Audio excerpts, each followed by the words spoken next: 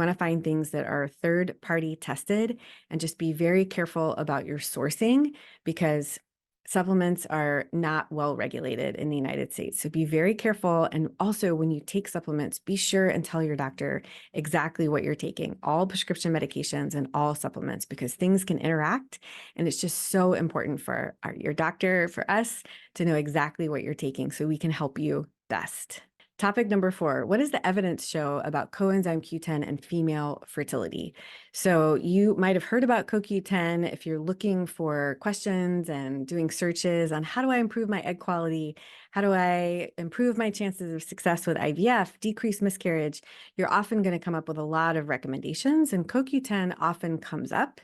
And so where does this come from? And what does the evidence show? Well, we know that eggs inside our ovaries, inside our bodies, are using a ton of energy in order to read DNA. When we ovulate, we have to get rid of half of our copies of chromosomes. The chromosomes carry all the genetic mapping and blueprint for everything that's going on in our body and the development of the embryo.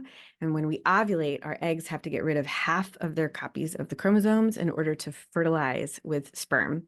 And this process then results in an embryo that is cells are dividing, DNA is duplicating and splitting apart. And there's so much energy that goes on with this whole process.